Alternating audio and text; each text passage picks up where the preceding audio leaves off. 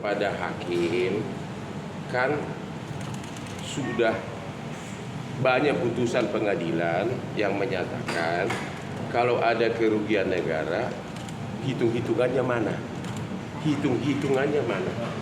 Belum lagi audit resminya. Ini hitung-hitungannya pun nggak ada. Jaksa mengatakan buktinya diekspos. Ada memang berita acara ekspos, tapi hitung-hitungannya nggak ada. Masih ditulis akan dihitung.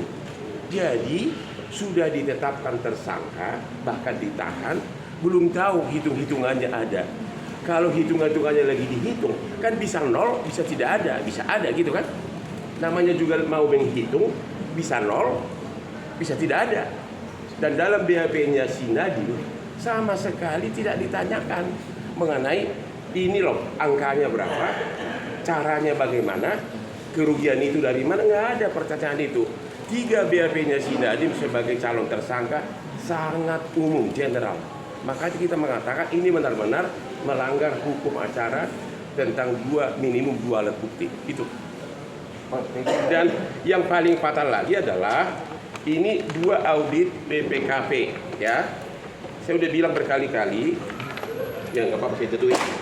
Ini 2 audit BPKP ya, sementara mereka lagi ekspos dengan BPKP katanya ada lagi menghitung kerugian negara. Wah, ini BPKP sudah menghitung. Dia sudah menghitung untuk tahun 2020, 2021, 2022 tidak ada kerugian negara. Ini hasil hitungan BPKP. Jadi yang mana kepastian hukum di negeri ini?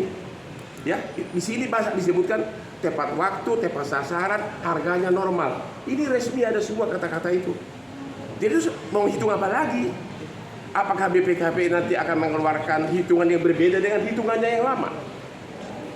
Dan ini sudah dicek ke lebih dari 20 provinsi.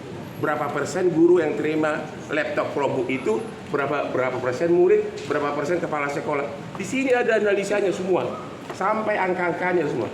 Ini bukan sekedar audit biasa, benar-benar diperinci semua nih.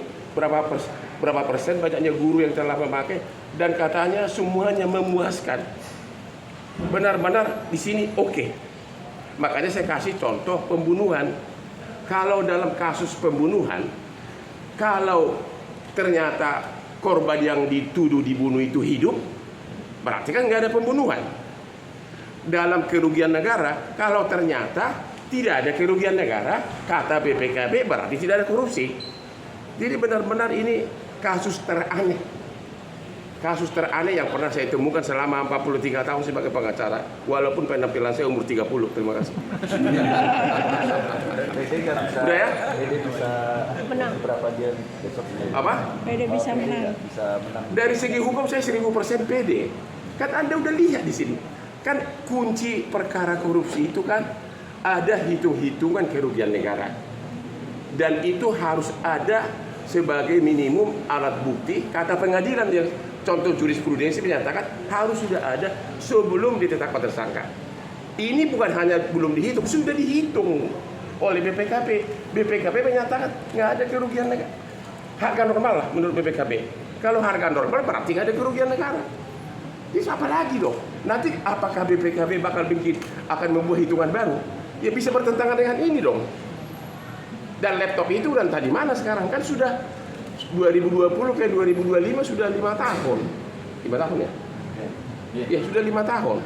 Ini adalah hasil audit kepada ke-20 lebih provinsi. Langsung BPKP-nya turun ke lapangan ini semuanya. Semua nama-nama ada di sini ini. Lu bayangkan nih, audit ini bukan audit buat keluarga. Ini semua audit secara terperinci nih. Tiap sekolah diperiksa.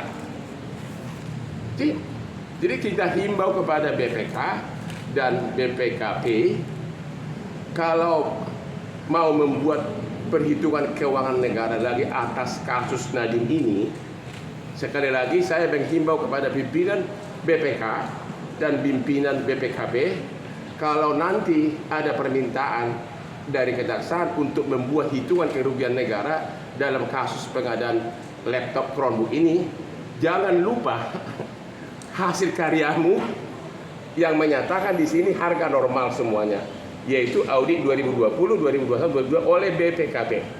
Apakah kamu akan melakukan hal yang bertentangan? Ya kita lihat nanti. Itu aja.